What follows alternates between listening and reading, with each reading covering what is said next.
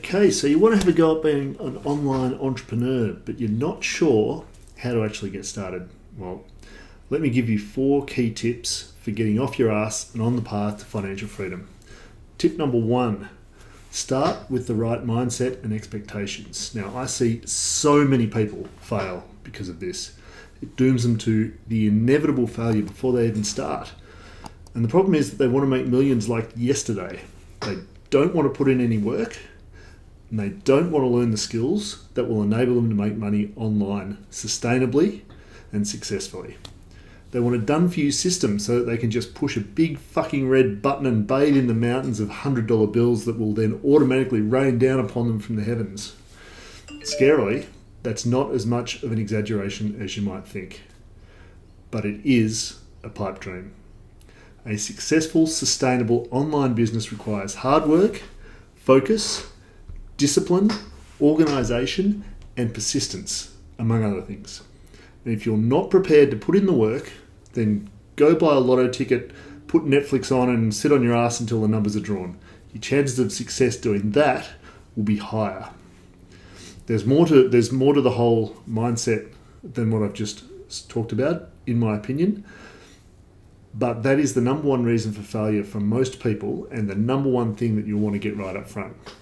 Now, if you want to dig into that more, I'll be covering it in more detail in later videos, and also in my free Facebook group, which is in the show notes below.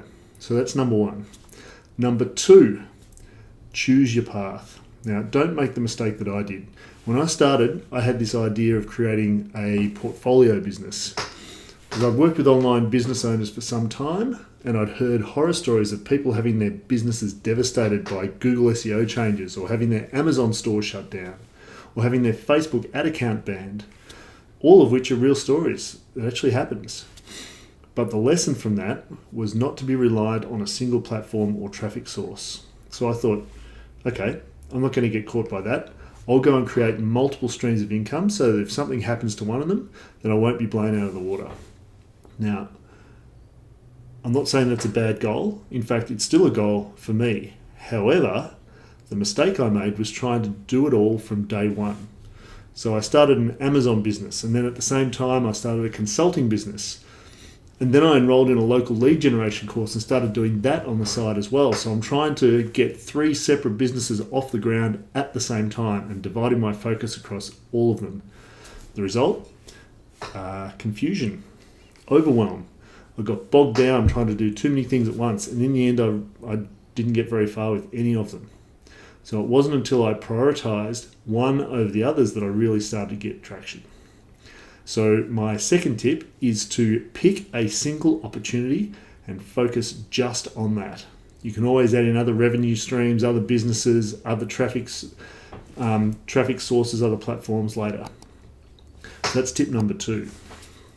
Tip number 3, learn from someone who's done what you want to do. So if you want to learn how to build an online business, how do you choose who to learn from, or what course to do, or where to get your information from? Well, one option is don't do any courses. Don't choose any of them. If you do that though, that's what I like to call the hard way. Most likely you'll spend years and many thousands of dollars on tools, advertising, pretty much everything but courses, to solve problems that others have already solved. Even if you use free sources, like YouTube, for example, people will tell you that all the information that you'll ever need is on YouTube, and they're probably right. In fact, they are right. There is everything you need to know is on YouTube, but good luck trying to find it and piece it all together. You'll have to wade through oceans of crap to find the gold, and it'll cost you a lot of time and a lot of money. So I would not recommend that. Option 2 is to do a paid program, and I think this is the most effective and efficient way to go. But how to choose? There are literally thousands of programs out there teaching you how to build different types of online businesses. And it's very, very hard to choose which are the best ones or which are the good ones and which are not. You know, there are a lot of programs out there that are really well promoted and they look good, which is not that surprising given that most of the people offering them are professional marketers. But the substance behind a lot of them is often not there. So how do you choose? My best advice is to do your homework. So ask questions like, who is offering this course and what is their reputation in the online business world? What is the reputation of their course? Have they already achieved what I want to achieve? So if you're looking to get to $10,000 a month in almost passive income, or you're looking to build a big online e-commerce store, or you're looking to build a big affiliate marketing business, whatever it might be, has the person who is teaching this course or the person who is coaching you or mentoring you, have they done what it is that you want to do? Because if they haven't, how are they going to teach you? You could also ask, what are the outcomes that are promised, and do they align with my goals? Is the outcomes that are being promoted here, or that person promises you, are they the ones that you actually want to achieve, or are they just close to that? How comprehensive is it? What other costs might be required to achieve the outcomes you're looking to achieve? So are they just covering a part of the whole story, and you're going to have to buy other courses or work with someone else to do the rest? Or do you need to invest in expensive software to do it? Can you find anyone who's actually done the course and ask them what it's like? It's one thing to look at testimonials, and every course promoter and their dog has testimonials, but you don't know where they've came from, you don't know those people, you don't actually talk to those people. If you can, try and find people, whether it be in forums or on social media or whatever, who've actually done the course, and ask them. So I think if you ask those questions and get really good answers to those, then that will put you in a pretty good position to be able to make an assessment of whether that course or coaching program or mentorship program or person that you're looking to work with is the right person. The other thing I would say, though, is choose a single mentor or coach or teacher to learn from, but use multiple sources of information. Keep learning. Find people in your niche who are well known in that space. Sign up to their email lists. Follow them on social media. Look at blogs and that sort of stuff. Read books if there's books available that are relevant. Keep learning and developing your fundamental skills. And the reason is no one knows everything. I mean, even if you pick the best teacher or mentor in the world and they will really help you, they're not perfect either. They're human. So don't put them up on a golden pedestal and pretend that their word is the answer to everything. Keep learning information sources, but try and choose the best mentor or teacher you can, and follow their process and do what they tell you to do, because they're the ones who know what they're talking about. Just make sure you keep yourself keep your information sources reasonably broad.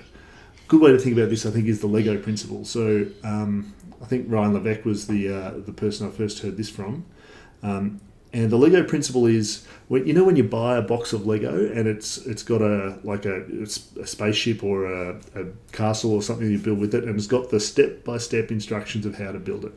So the idea is, first time you do it, when you first open the box, follow the instructions. Follow it step by step, do exactly what it says to do, and you'll build a great spaceship or a castle. But once you've done that successfully, then you can start playing around with it, doing things differently, experimenting, that sort of stuff. Same thing applies here. If you invest in a course, follow the instructions, get your money's worth, do it how they tell you to do it, and then once you've done that, and if you've been investing in your broader knowledge as you go, then you can start experimenting, improving, doing things a bit different. I think that's a really good principle to follow. The other thing to bear in mind with this one is that you'll need to invest in yourself. There will be a cost, and look, some of these courses can cost thousands of dollars. And in my experience, I've spent quite a lot of money on courses and training. Some really good, some not so good. And I would say that it's not always the most expensive ones that are the best, or the cheapest ones that are worst, but there is some correlation. And it is likely that if you want a really, really good course, you're going to have to spend some money to get it. I would encourage you not to look at that as a cost, though. Look at it as an investment in yourself. And the fact is that if you do your homework and do your research, pick a really good course, the money that you make, the income that you generate as a result of following those principles and following that course and developing that business is likely to far outstrip the upfront initial investment you're going to have to make. So you need to look at it that way. It's investment in your future ability to earn, in developing the skills that allow you to earn that money in the future. And if you do it well, then it's a really, really good investment. So that's number 3. And number four is commit. Now, if you've got your mindset right, you're in it for the long term, you're focused on building the fundamental skills, not trying to make $1 million by next Tuesday, and you've done a decent job of picking your business model and picking your mentor or your coach or your teacher, then this sharp part should follow fairly naturally. You need to commit. That means do it and keep doing it and keep at it until you make it work. And this is very, very consistent with what I was saying before about picking one model, pick one mentor, focus on that. Yes, taking other information sources, learn skills, get knowledge, all that sort of stuff, but you need to commit to one path and you need to make it work. So you might ask, how long should I give it? I would say it depends a lot on the type of model, the type of opportunity, but I'd be giving it 300 hours minimum focused effort on making this business work. And that's roughly 2 months full time, maybe 6 months or more if you're doing it as a side hustle. But that is a serious amount of invested time to give it a shot. Because the fact is, many people fail because they give up too early. The first sign of a roadblock or a challenge or something that doesn't quite go the way they're expecting it, or something that seems a bit harder than before, they go, "Oh, this is not going to work. I can't do it," or it's not going to work for me, and they go off and find some other shiny object to spend another few $1,000s on and end up doing the same thing.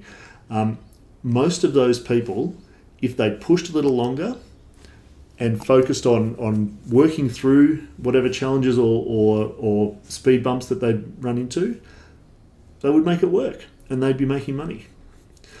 And the other question you might ask in this one is, what if you're convinced before you get to that 300 hours or whatever the time frame might be that it won't work? What if what you've seen is sort of telling you that you just don't think it's going to work for you? My advice in that situation is to shut the fuck up and double down. If you've done your homework, chosen a good program, the program works. So before you throw it out the window and go on to something else, I'd be asking, are you following the roadmap properly? Are you listening to what you're being taught or being coached? And are you implementing that to the best of your ability? And if you are, then maybe you just need to keep at it a bit longer and it'll work out for you.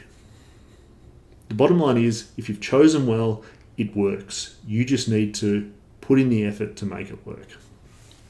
So there you have it, my 4 key tips for getting started with your online business. If any of those resonated with you, please drop me a comment below, and don't forget to subscribe to the channel as well. Also check out my Facebook group and my blog for more information and resources to help you on your online journey.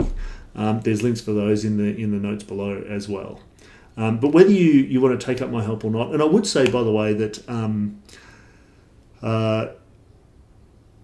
choosing the right choosing the right business model and choosing the right course are pretty big decisions, because if you're going to commit 300 hours, that's a lot of time and effort to put in.